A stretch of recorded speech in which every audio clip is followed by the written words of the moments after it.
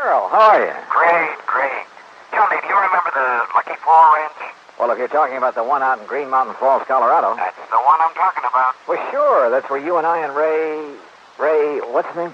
Ray Smithney. Yeah, Ray Smithney, who owns the Lucky Four. You and he and I investigated the death of that concert pianist. That's right. Also, we had some real fine trout fishing up in 11 Mile Canyon. Do you remember the little private lake up in the mountain back of Ray's ranch? Cherry Lake? Yeah, it's Old Bill Cherry's lake. Only it isn't there anymore. Oh, that's too bad. Old Bill isn't around anymore either. Well, what's happened to him? According to all the information, he was killed when the dam broke and sent his farmhouse crashing down into the valley below. Oh, gee, that's too bad. I have the claim for his insurance right here in my desk. I'll send a copy of the policy to you there at the Lucky Four. Hey, wait a minute. Is something wrong, Earl? That's what I want you to find out. What makes you think something's wrong? A phone call I just got from Ray Smithney said he's found a couple of things that make him think the breaching of that dam was no accident. Okay, Earl. I'll grab the first plane I can.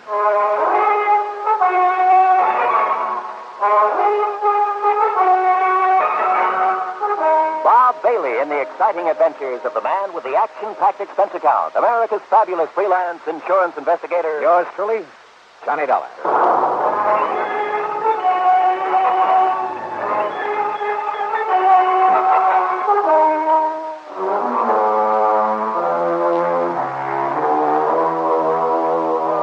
Expense account submitted by Special Investigator Johnny Dollar to the Tri-State Life and Casualty Insurance Company. Attention, Earl Foreman. Following is an account of expenses incurred during my investigation of the Lucky Four matter.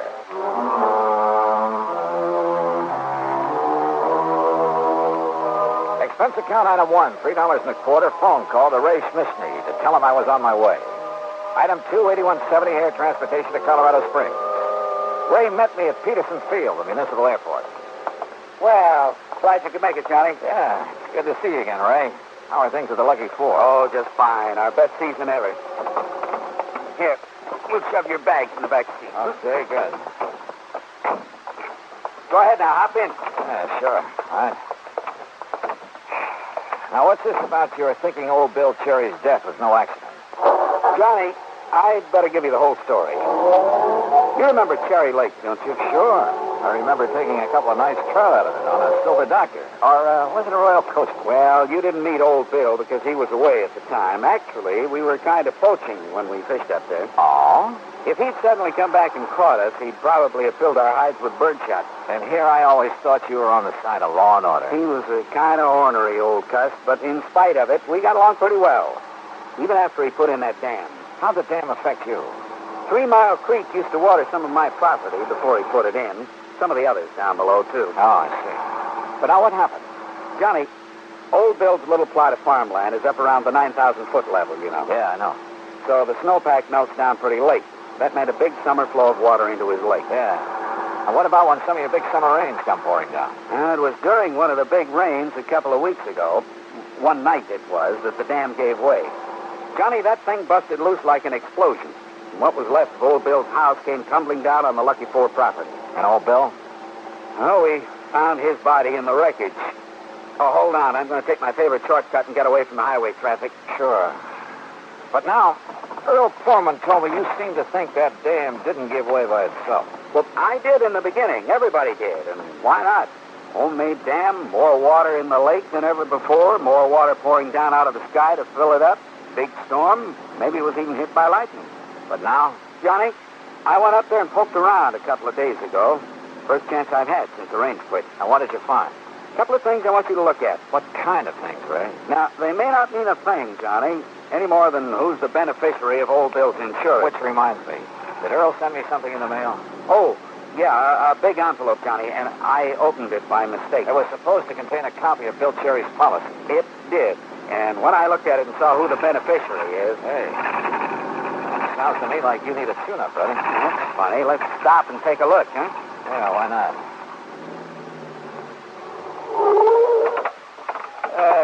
You say that when you saw who the beneficiary is... Oh, a worthless nephew of Bill's who hangs around the pool rooms in Colorado Springs. He's been in a couple of scrapes with the law. Oh, here. Let me see if I can open this hook. There. Maybe the catch is stuck. I got it. Here now.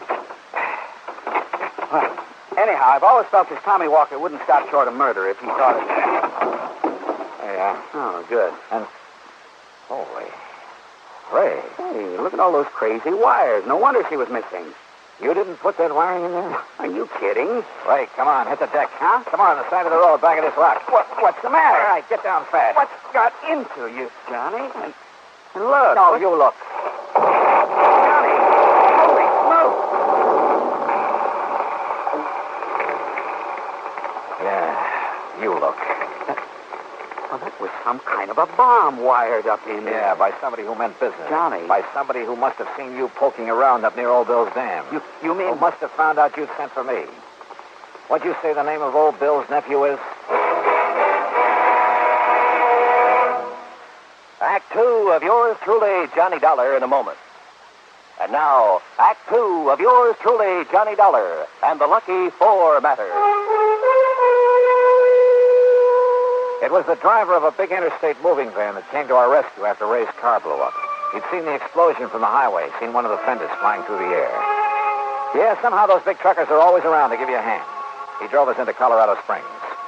Item 3, $50 deposit on a rental car, and we headed east on Highway 24 to Green Mountain Falls. The Lucky Four is on a level spot on the side of a mountain, about half a mile up from the highway.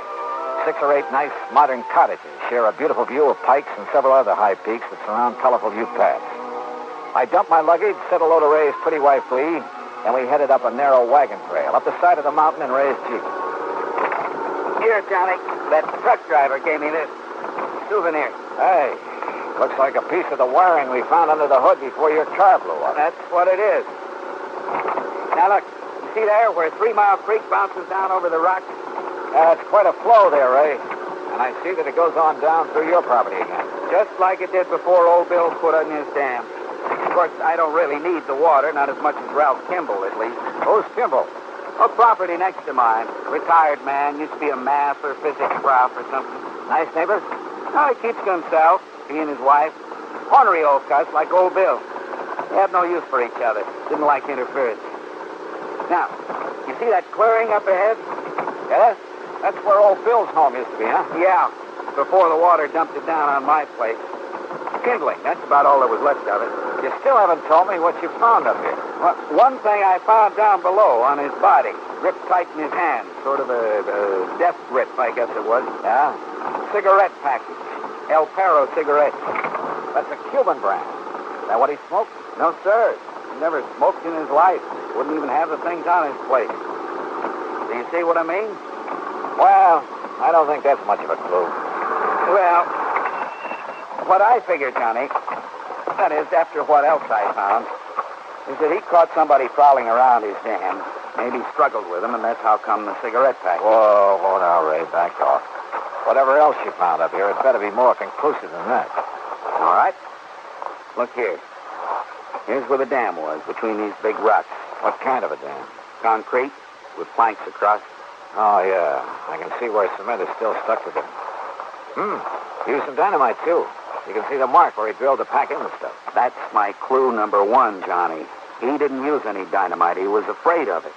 Also, I'd have known. I'd have heard it go off while he was building his dam. But somebody... Yeah, somebody, all right. Look at this. Plastered on this rock. A piece of label? Plastered on the rock by the force of that explosion. Says Titan Super IXL Dynamite. Johnny, he wouldn't even have the stuff around. Another thing. It's a brand you can only get in one little store in Denver, and he'd never go there. He hated the place. Yeah, you said the dam went like an explosion. Yes, sir.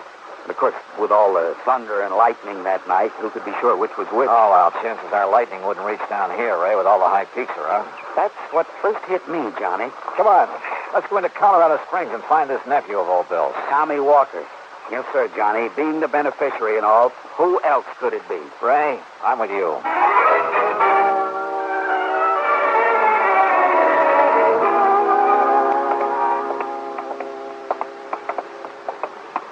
Doesn't look to me like there'd be any cheap pool halls in this part of town. No.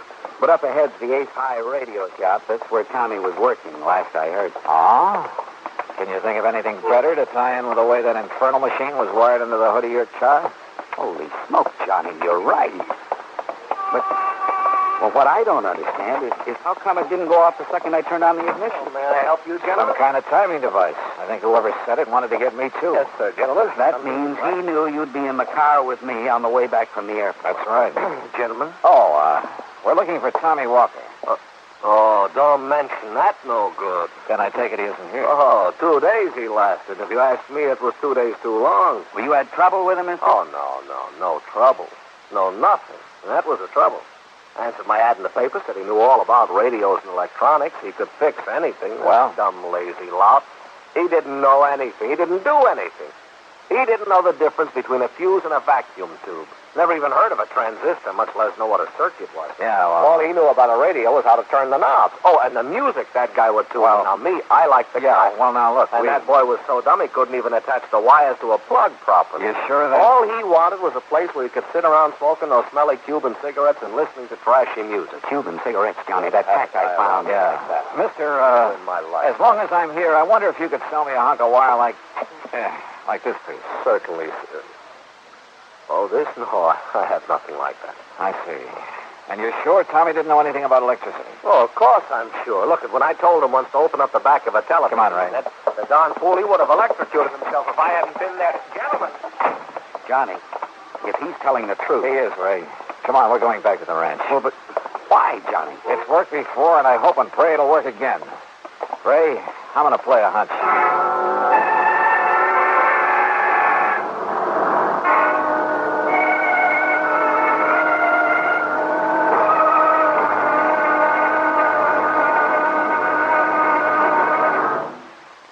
Act 3 of yours truly, Johnny Dollar, in a moment. Now, Act 3 of yours truly, Johnny Dollar, and the Lucky Four matter. Back at the Lucky Four, Ray's wife, Glee, made us a couple of sandwiches and some coffee. We'd kind of forgotten about lunch. While I looked over the insurance policy that Earl Pullman had sent on to me. Yeah, Tommy Walker was the only beneficiary. But, and this was the important part, he was due to receive the munificent sum of $1,000. And that's all. That's all? You mean he'd kill his uncle for $1,000? I don't think so, Glee. Well, and yet, if Tommy is the only one to benefit... Listen, Ray. You told me right off the bat you hadn't liked the idea of old Bill putting that dam up there. Johnny... Johnny, no. That is...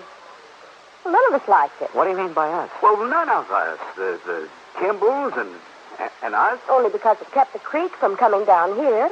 He made a diversion when he put in that dam. But after I put in the pumps, we've had plenty of water. And I'd have had to put in the pumps anyway. Do you ever use dynamite around here, Ray? Sure, most everybody does one time or another. And in this whole section, use it to clear the land. Johnny, that Listen, doesn't... Johnny, I don't know what you're driving at. Most everybody does, huh? Yes. Have you ever used that particular brand? Titan Super IXL? No, sir, never in my life. But you knew where to get it. Everybody does, Johnny. Johnny, please. Everybody, huh? Yes. Including Ralph Kimball next door? Mr. Kimball? Huh? Yeah. Maybe I'd better go over and talk to him, huh? They're not at home. He went to Denver this morning early, but Johnny... How do you know? She told me they were going. She dropped in last night, and she told me, and I said Ray was going, too, to meet... Johnny, look. She drop in here very often? Well, only since the dam broke, and...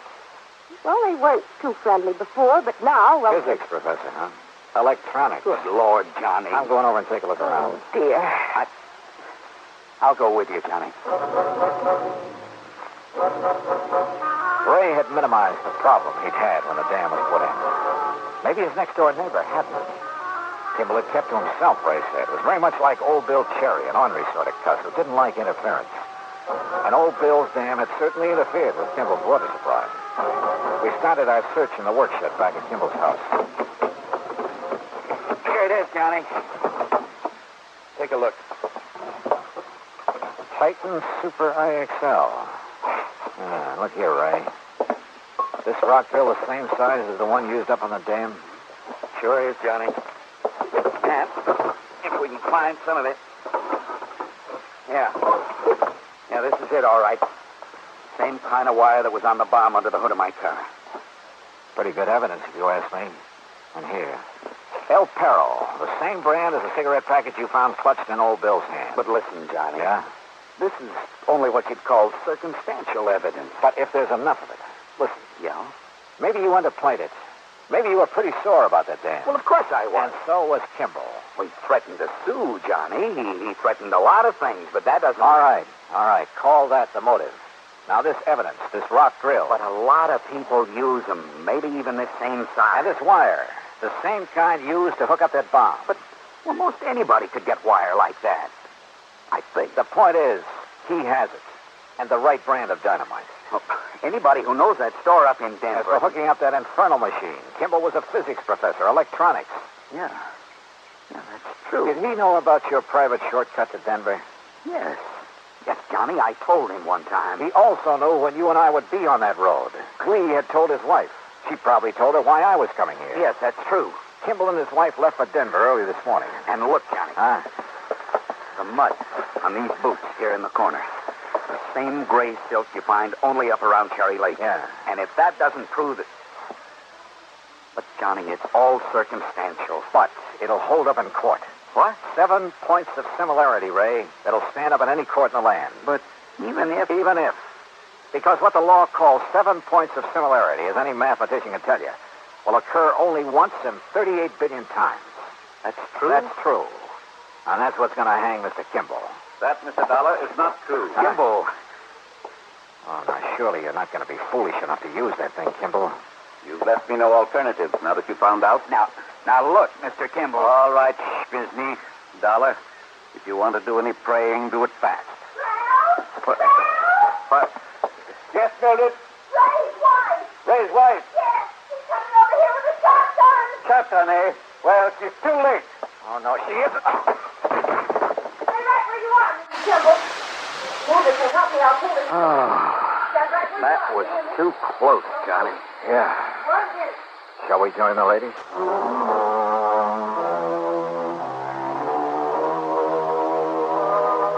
Well, it's up to the authorities now, the courts. And I don't think there's much doubt about the outcome. Kimball's attempt to kill us was the clincher. As for Tommy Walker, the heir, well, you'll have to pay him off on old Bill's policy. Expense account total, including the trip back to Hartford, $224.95. Yours truly, Johnny Dollar.